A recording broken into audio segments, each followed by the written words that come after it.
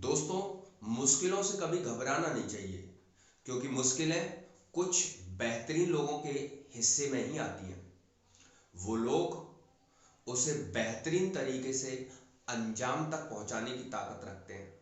तो hi guys, मैं आपका दोस्त नवीन उपाध्याय आप लोगों के लिए लेकर आ गया हूं एक और नया वीडियो आपके फेवरेट चैनल फिजिक्स विद नवीन पर। और आज हम फ्लूइड मैकेनिक्स के इस सेकंड लेक्चर में कुछ नए कॉन्सेप्ट्स की बात करेंगे। लास्ट लेक्चर में हमने बात की थी कंडीशंस ऑफ फ्लूइड मैकेनिक्स, और वहां हमने आइडियल फ्लूइड के बारे में पढ़ा था। Ideal fluid it means incompressible और नॉन विस्कस फ्लूइड, जिसे हम आइडियल फ्लूइड के रूप में लेते हैं। ठीक है। अब हम आगे फ्लूइड के प्रेशर के बारे में पढ़ेंगे। फ्लूइड स्टैटिक्स और फ्लूइड डायनामिक्स में दो अलग अलग तरीके से हम प्रेशर निकालते हैं, लेकिन दोनों ही कंडीशंस में जो फ्लूइड की डेंसिटी होती है वो बहुत ही इंपॉर्टेंट रोल अदा करती है। तो यहां हम पहले बात करेंगे कंसेप्ट ऑफ डेंसिटी। तो चलिए शुरुआत करते हैं अपने लेक्चर की। अब हम बात करते हैं डेंसिटी की, क्योंकि डेंसिटी बहुत ही इंपॉर्टेंट रोल प्ले करती है फ्लूइड मैकेनिक्स में। और जब हम डेंसिटी की बात करते हैं तो हम जानते हैं कि जैसे फ्री स्पेस वैक्यूम की डेंसिटी जो है वो जीरो होती है। इसको हम ऐसे समझ सकते हैं, जैसे सपोज दैट अपने पास ये एक बोतल है और बोतल है ये 100 ml। कितनी की है? 100 ml। ये हमारे पास बोतल है, ठीक है। और ये बोतल जो है 100 ml की है। 100 ml। इसका जो वॉल्यूम है, बोतल का वो कितना है? बोतल का वॉल्यूम है 100 ml। 100 ml। 100 ml it means ये हो गया 100 centimetre cube. 100 centimetre cube. 1 ml 1 centimetre cube होता है। अब हम मान के चल रहे हैं जैसे इसके अंदर खाली है, स्टार्टिंग में इसके अंदर कोई गैस या कोई लिक्विड या कोई फ्लूइड नहीं है, ये टोटली एम्प्टी है ना, वैक्यूम। तो वैक्यूम है इसके अंदर, और वैक्यूम है यानी कि इसका मास जो है अंदर अंदर जीरो है। तो इसके अंदर जो डेंसिटी है वो इसकी क्या हो गई? इसकी जो डेंसिटी है वो भी हो गई जीरो। ठीक है। अब इसके अंदर हमने क्या किया? 10 ग्राम गैस इंजेक्ट कर दी। कितनी? 10 ग्राम। तो इसकी जो डेंसिटी है वो रो से दिखा दूं अगर मैं, तो डेंसिटी होगी 10 ग्राम पर 100 सेंटीमीटर क्यूब, यानी कि 0.1 ग्राम पर सेंटीमीटर क्यूब। कितनी हो गई? देख के बताओ जल्दी से, कितनी हो गई? देखो फोकस हो रहा है कि नहीं हो रहा है ये कंप्लीटली? हाँ, 0.1 ग्राम पर सेंटीमीटर क्यूब। ठीक है। अब इसमें मैंने क्या किया? 10 ग्राम गैस और इंजेक्ट कर दी। कितनी? 10 ग्राम। इसके अंदर गैस इंजेक्ट कर दी और कितनी? 10 ग्राम।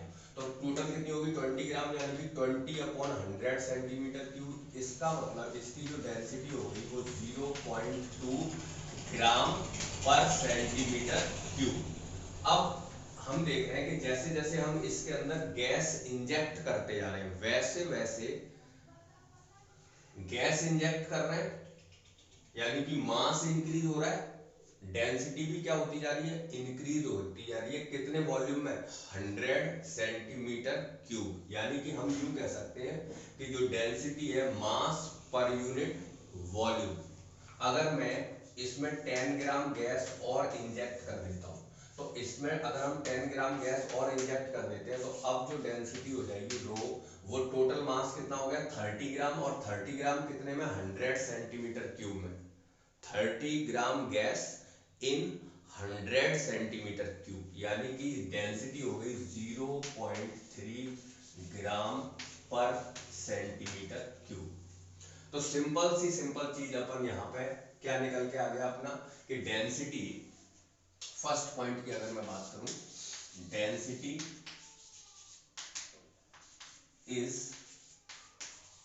The mass, density is the mass per unit volume, पर unit volume, density is the mass per unit volume. तो फॉर्मूला क्या बन गया डेंसिटी का?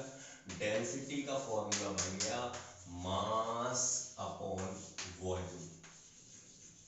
ठीक है, डेंसिटी को अगर मैं रो से लूं, मास को m से, वॉल्यूम को v से, तो rho is equal to m upon v।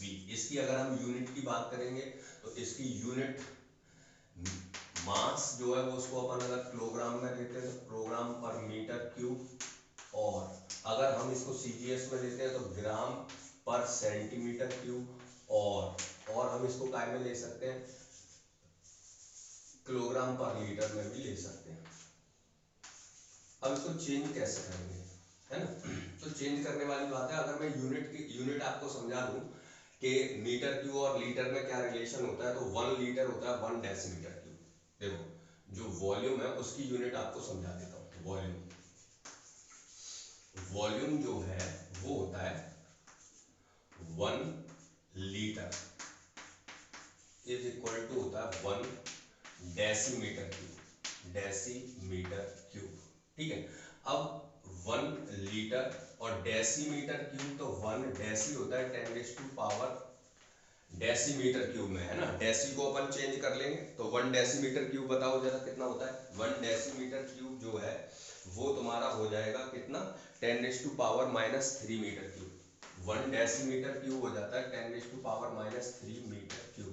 अब इसको सेंटीमीटर क्यूब में चेंज करेंगे तो 1 litre is equal two centimetre cube में लाएंगे तो ये कितना हो जाएगा तुम्हारा? 10⁻⁶ में आ जाएगा। तो 10⁻⁴ कितना हो जाएगा? 3 centimetre cube. 1 litre 10⁻³ centimetre cube. ठीक है, अच्छा ऐसे ही अपन ने यहाँ पे ml को चेंज कर रखा है। आगे चलते हैं अपन, ये मैंने वॉल्यूम की यूनिट बता दी है, तो मैं मास की यूनिट तो आप जानते हो कैसे चेंज करते हैं। तो अब density is the mass per unit volume, इसको हम ग्राम पर सेंटीमीटर क्यूब में भी ले सकते हैं और किलोग्राम पर लीटर में भी ले सकते हैं, या किलोग्राम पर मीटर क्यूब में भी ले सकते हैं। अब मैं नेक्स्ट पॉइंट पे अगर आता हूं तो आप एक चीज और ध्यान रखो कि जो डेंसिटी है वो एक यूनिक प्रॉपर्टी होती है, एक स्पेसिफिक फिजिकल कंडीशन पर किसी भी फ्लूइड या किसी भी मटेरियल सब्सटेंस की जो डेंसिटी होती है वो यूनिक होती है। उस टेम्परेचर और उस प्रेशर पर किसी दूसरे मटेरियल की नहीं हो सकती। जैसे मेरे कहने से मतलब है कि जैसे अपन बात करें सपोज दैट वाटर, तो जो वाटर की जो डेंसिटी है at 4 degree Celsius temperature and 1 atmospheric pressure पर उसकी डेंसिटी जो होती है 1 ग्राम पर सेंटीमीटर की होती है, और इस टेम्परेचर और प्रेशर पर किसी दूसरे लिक्विड या सब्सटेंस की डेंसिटी इतनी नहीं होती है। तो मैं क्या कह रहा था कि जो डेंसिटी है वो एक यूनिक प्रॉपर्टी है। अ डेंसिटी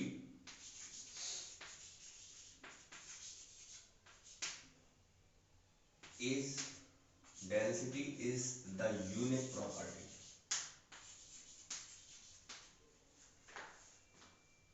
डेंसिटी एक कैसी प्रॉपर्टी है अपनी? डेंसिटी एक यूनिक प्रॉपर्टी है। Density is unique property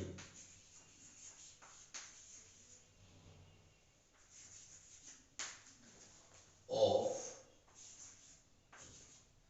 any substance। Density is the unique property of any substance at a particular physical condition, है ना? At a specific physical condition, at a specific physical condition। जैसे मैंने अभी आपको example बताया था क्या, at 4 degree Celsius and 1 atmospheric pressure, 4 degree Celsius temperature और 1 एटमॉस्फेरिक प्रेशर पर the density of water,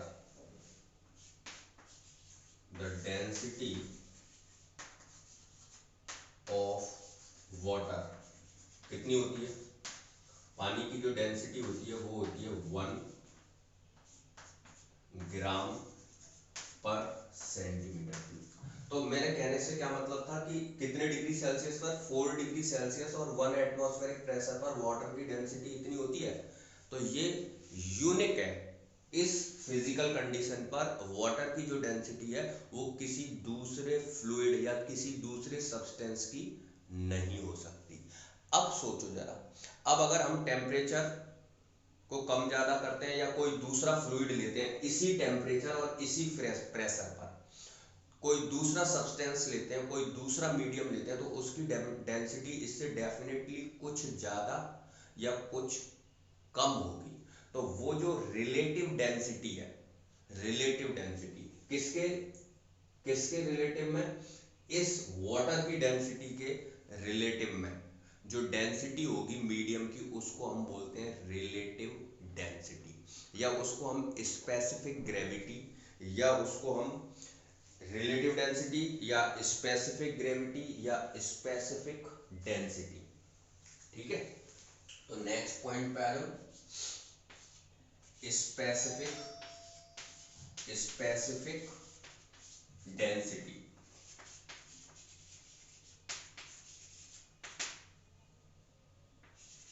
of medium और स्पेसिफिक ग्रेविटी भी बोलते हैं उसको, स्पेसिफिक ग्रेविटी। तो ये स्पेसिफिक ग्रेविटी या स्पेसिफिक डेंसिटी ये क्या होता है? तो अभी मैंने क्या बताया था, किसी भी मीडियम की जो डेंसिटी है वो वाटर की डेंसिटी से कुछ कम या कुछ ज्यादा। ठीक है, तो वो कितनी कम है या कितनी ज्यादा है, किसके रेस्पेक्ट में? वाटर के रेस्पेक्ट में, तो वो होगा अपना स्पेसिफिक। तो मैं यूं कहूं, density of medium, density of medium with respect to density of water, density of water at कितने degree Celsius? 4 degree Celsius temperature and 1 atmospheric pressure. ठीक है, तो इसका फॉर्मूला क्या बन जाएगा? Relative density, it is also called, इसको हम और किस नाम से जानते हैं? Relative density.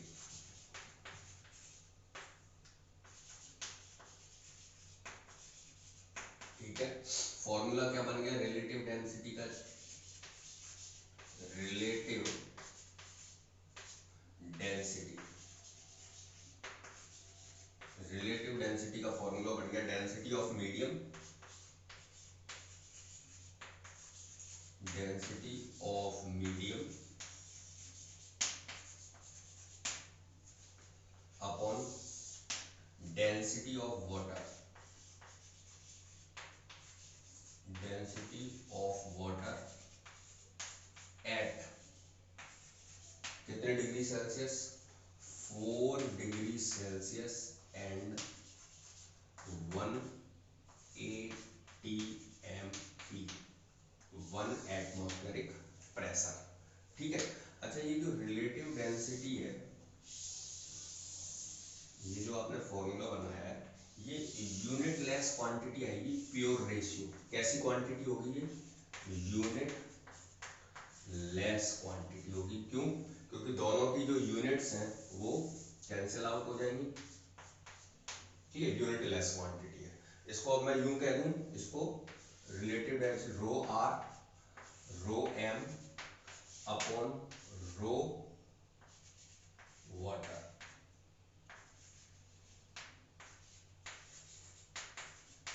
ठीक है भाई, कितने डिग्री सेल्सियस पे? 4 degree Celsius temperature and 1 atm pressure. ठीक, ये भी हम ऐसे ही लिख सकते हैं इसको। क्वांटिटी कैसी है अपनी? Unit less. ठीक है, तो ये एक बार मैं फिर रिपीट कर दे रहा हूं आपको। वैक्यूम की जो डेंसिटी है वो 0 होती है। अब हम जैसे जैसे कोई भी मटेरियल या कोई गैस इंजेक्ट करते हैं वैसे वैसे डेंसिटी जो है वो इंक्रीज होती जाती है, मास पर यूनिट वॉल्यूम। तो density is the mass per unit volume, rho is equal to m upon v, kilogram per metre cube, gram per centimetre cube और किलोग्राम पर लीटर। ये मैंने तुम्हें थोड़ा सा यूनिट के बारे में बता दिया है। एक और चीज मैंने तुम्हें बताई क्या, कि जो डेंसिटी है वो एक यूनिक प्रॉपर्टी होती है। किसी भी मटेरियल की जो डेंसिटी है वो एक स्पेशल फिजिकल कंडीशन, यानी कि एक स्पेशल स्पेसिफिक टेम्परेचर और प्रेशर पर यूनिक होती है। वो किसी दूसरे मटेरियल की नहीं हो सकती उस टेम्परेचर और प्रेशर पर। जैसे वाटर की जो डेंसिटी है वो 4 डिग्री सेल्सियस और 1 एटमॉस्फेरिक प्रेशर पर कितनी होती है?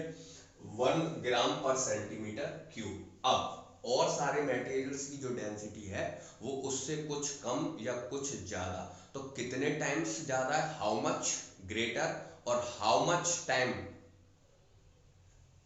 जो है मिनिमम कितनी है उससे। तो उसके लिए हम क्या करते हैं? रिलेटिव डेंसिटी निकालते हैं। रिलेटिव डेंसिटी यानी कि density of medium with respect to density of water at 4 degree Celsius and 1 atmospheric pressure.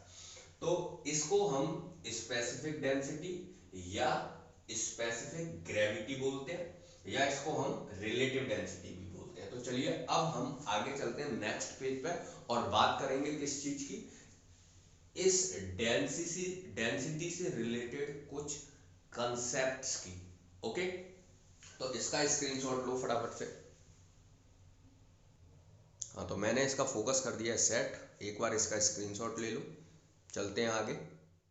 अब देख लेते हैं ये क्वेश्चन। यहाँ पर हमारे पास दो लिक्विड्स दे रखे हैं, डेंसिटी ρ1 और ρ2 के, और इनको मिक्स करके हमने एक लिक्विड बनाया हुआ है मिक्सचर। अब इस मिक्सचर की जो डेंसिटी है वो हमें दी हुई है ना, और हमें इन दोनों लिक्विड्स की डेंसिटी निकालनी है। Find out the density of liquid ρ1 and ρ2 if the density of mixture of equal mass is 3 और equal volume is 4। It means अगर हम इन दोनों लिक्विड्स को इक्वल मास में लेते हैं, इक्वल मास में, तो इसकी डेंसिटी 3 है मिक्सचर की, और जब हम इनको इक्वल वॉल्यूम में लेते हैं तो डेंसिटी इसकी कितनी है? 4 है। अब हमें ρ1 और ρ2 की डेंसिटी निकालनी है। तो यहाँ सबसे पहली चीज तो रो जो मिक्सचर है उसकी डेंसिटी क्या होगी? Mass of mixture upon mass volume upon volume of mixture. ठीक है, तो रो मिक्स जो है वो हो जाना चाहिए अपना कितना? m1 plus m2 upon v1 plus v2, total volume, total mass upon total volume. अब कंडीशन फर्स्ट क्या है? कंडीशन फर्स्ट है for equal mass, for equal मास। तो इक्वल मास की जब अपन बात कर रहे हैं माय डियर, इसका मतलब है m1 is equal to m2 is equal to m। तो ये जो रो मिक्स है ये कितना हो जाएगा? रो मिक्स हो जाएगा अपना कितना? m1 प्लस m2, तो 2m हो जाएगा, और ये हो जाएगा m upon v plus m upon rho और m अपॉन रो 1 और रो 2। इसको अपन ऊपर ले लेंगे तो ये हो जाएगा अपना कितना? 2 ρ1 ρ2 अपॉन ρ1 प्लस ρ2, और ये वैल्यू हमें कितनी दे रखी है? ये वैल्यू हमें दे रखी है 3। Equation number first. आगे चलते हैं। अब कंडीशन सेकंड लेते हैं। कंडीशन सेकंड में फॉर इक्वल वॉल्यूम, तो इक्वल वॉल्यूम के केस में अपन ने v1 is equal to v2 is equal to क्या ले लिया? v ले लिया। तो अब रो मिक्स कितना आएगा, रो मिक्स अपना आएगा m1 प्लस m2 यानी कि रो1v प्लस रो2v अपॉन 2v। तो सीधे सीधे यहां से हो गया rho one plus rho two upon 2 is equal to जो मिक्सचर है उसका कितना है 4 यानी कि सेकेंड। ये यहां से अगर अपन देखेंगे तो रो1 प्लस रो2 इज इक्वल टू हो गया 4 टू द 8। सेकेंड नंबर इसको ले लेता हूं, ठीक है, बोलो क्या कहते हो। और यहां से फ्रॉम इक्वेशन अगर हम फर्स्ट की बात करेंगे, फ्रॉम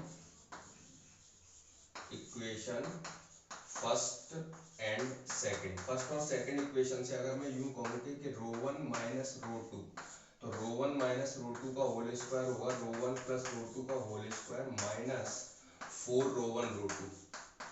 तो इसमें वैल्यू रखो जरा, रो1 माइनस रो2 का whole square is equal to हो गया रो1 प्लस रो2 का होल स्क्वायर यानी 8 का होल स्क्वायर 64 होता है माइनस 4 रो1 रो2। रो1 रो2 की वैल्यू यहाँ से अगर अपन निकालेंगे तो 8 3 जा 24 और 24 को 2 से डिवाइड कर लेंगे 12, तो कितना हो गया 64 माइनस 48।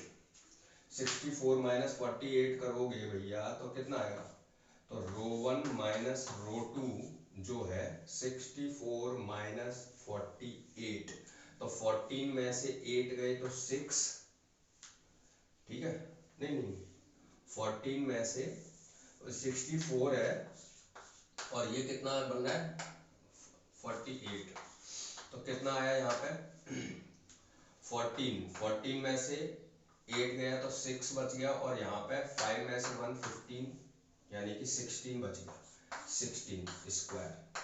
तो यहाँ पर रो1 रो2 कितना हो गया, यहाँ से रो1 माइनस रो2 हो गया अपना कितना 4 का 16 का स्क्वायर कर लेंगे रूट स्क्वायर, तो ये आ गया 4। अब इक्वेशन सेकंड और थर्ड को सॉल्व कर देंगे, solving equation second and third. तो सेकंड और थर्ड इक्वेशन को अगर सॉल्व करोगे तो रो1 प्लस रो2 अपन में कितना है अपने पास 8 है और रो1 माइनस रो2 कितना है वो है अपने पास 4। तो अगर दोनों को ऐड कर देता हूँ, सम कर देता हूँ इनका, तो 2 रो1 इज इक्वल टू हो जाएगा 12, तो रो1 इज इक्वल टू हो गया 6। पहली चीज ग्राम पर सेंटीमीटर क्यूब, और इसकी वैल्यू अगर हम इसमें किसी में डाल देते हैं तो रो2 इज इक्वल टू हो जाएगा 2 ग्राम पर सेंटीमीटर क्यूब। बोलो क्या कहते हैं, दोनों आंसर रो1 और रो2 की वैल्यू निकल आई। तो एक क्वेश्चन और देख लेते हैं आगे, एक और कंसेप्ट की तरफ आगे बढ़ते हैं। अभी लास्ट स्क्रीन में मैंने बताया था कि जो डेंसिटी है वो एक यूनिक प्रॉपर्टी होती है, एक स्पेसिफिक टेम्परेचर और प्रेशर पर किसी भी मटेरियल की जो डेंसिटी है वो यूनिक होती है। जैसे वाटर की density 4 degree Celsius 1 atmospheric pressure पर कितनी होती है 1 ग्राम पर सेंटीमीटर क्यूब। तो अब अगर हम उसका टेम्परेचर चेंज कर देते हैं तो डेंसिटी पर क्या इफेक्ट पड़ेगा, या प्रेशर चेंज कर देते हैं तब क्या इफेक्ट पड़ेगा। तो पहले मैं देखता हूं effect of temperature, effect of temperature on density. देखो मास डेंसिटी क्या होता है, rho is equal to M upon V. तो यहाँ पे मास जो है वो उस पर टेम्परेचर का कोई इफेक्ट नहीं पड़ता, वॉल्यूम पर सीधे सीधे इफेक्ट पड़ेगा। तो यहाँ से मैं देख रहा हूँ कि रो इनवर्स है किसके, v के।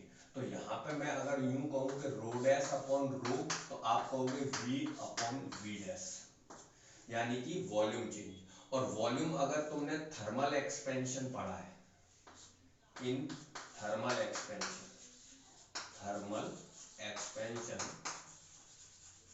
यानी कि किसी गैस या लिक्विड का जब हम टेम्परेचर इंक्रीज करते हैं तो वॉल्यूम चेंज होता है, v इज इक्वल टू हो जाता है v naught 1 plus gamma delta t।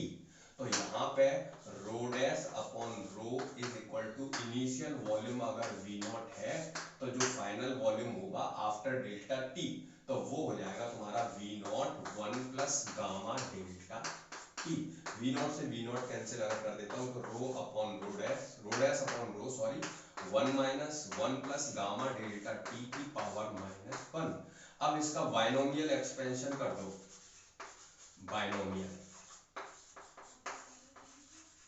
और बाइनोमियल एक्सपेंशन अगर अपन करेंगे तो rho dash upon rho is equal to हो जाएगा 1 माइनस गामा डेल्टा टी, और जो टर्म्स आएंगे वो हम कर देते हैं नेगलेक्ट, और टर्म्स को नेगलेक्ट कर देंगे क्योंकि जो गामा की वैल्यू है वो स्मॉल होती है। तो यहाँ पर rho dash is equal to हो गया rho naught 1 minus gamma delta T. तो यहाँ से सीधा सीधा अपने समझ में आ रहा है कि अगर हम टेम्परेचर कर देते हैं इंक्रीज, टेम्परेचर अगर हम इंक्रीज करते हैं तो जो डेंसिटी है, टेम्परेचर इंक्रीज तो जो डेंसिटी है वो हो जाएगी decrease, temperature decrease density increase, relation ये आ गया।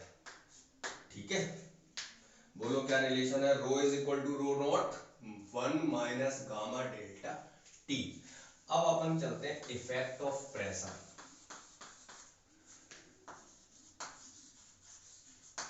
इफेक्ट ऑफ प्रेशर, ठीक है, तो प्रेशर का इफेक्ट, और वो भी किस पे? On density, effect of pressure on density. तो यहां से एक चीज मैं तुम्हें बताऊं, rho is equal to M upon V, है ना।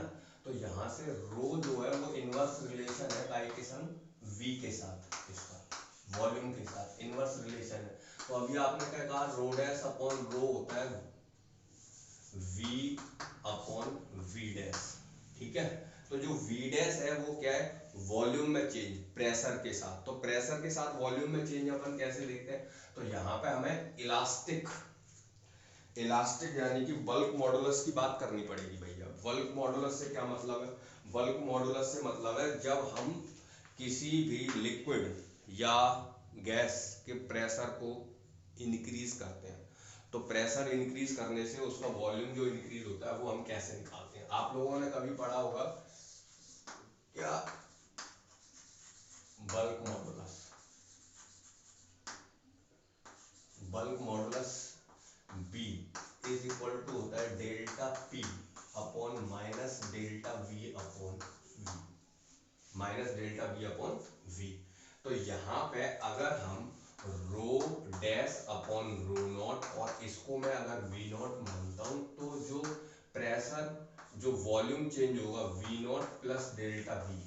अब डेल्टा वी की वैल्यू अगर तुम यहाँ से निकालोगे माय डियर, तो क्या आने वाली है? आप देखो जरा, प्रेशर जो डेल्टा वी की जो वैल्यू है वो सीधे सीधे आपको समझ में आ गई होगी क्या आने वाली है। डेल्टा वी की जो वैल्यू है वो क्या आएगी? यहाँ से डेल्टा वी की वैल्यू निकाल लो जरा। Delta V is equal to आ जाएगा, ये ऊपर जाना चाहिए, तो ये delta P into V upon beta आ जाएगा। बोलो क्या कहते हो? ये वैल्यू यहाँ रख दूं तो P dash, sorry, rho dash upon rho naught, और ये हो जाएगा वी नॉट अपॉन ये वी नॉट और ये minus delta P V naught upon V. यहां से वी नॉट कॉमन लेके अगर मैं काट देता हूं तो rho dash upon rho naught is equal to ये वैल्यू हो जानी चाहिए वी नॉट से, वी नॉट कट जाता है और यहाँ पे क्या बच जाएगा? 1 माइनस 1 अपॉन वो 1 minus delta P upon beta, उसको ऊपर अगर कर देते हैं तो ये हो जाएगा 1 minus delta P upon beta. Beta क्या है? पावर क्या हो गया? -1। और अब इसमें अगर मैं बाइनोमियल लगा देता हूँ तो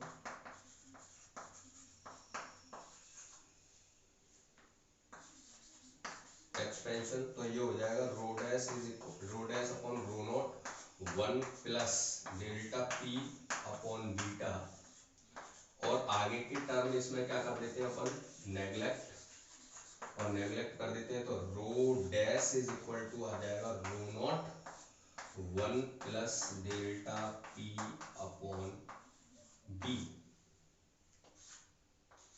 इसका मतलब सीधे सीधे ये है कि क्या? प्रेशर इंक्रीज तो डेंसिटी भी हो जाएगी इंक्रीज, प्रेशर डिक्रीज तो डेंसिटी डिक्रीज। प्रेशर को इंक्रीज करते हैं तो डेंसिटी इंक्रीज होती है। जैसे कोई गैस है किसी कंटेनर में, और अगर मैं प्रेशर बढ़ा देता हूं तो गैस के मॉलिक्यूल्स नजदीक आ जाएंगे, यानी कि यानी कि डेंसिटी इंक्रीज, और प्रेशर रिलीज कर देता हूं तो मॉलिक्यूल्स दूर दूर हो जाएंगे, तो डेंसिटी क्या होगी, डिक्रीज हो जाएगी। यहाँ पे बीटा क्या है, बल्क मॉडुलस। तो माय डियर, वीडियो होता जा रहा है लेंदी, तो आज का वीडियो हम यहीं तक रखेंगे। अगर ये वीडियो आप लोगों को पसंद आ रहा है तो इसे लाइक करें, सब्सक्राइब करें और ज़्यादा से ज़्यादा शेयर करें।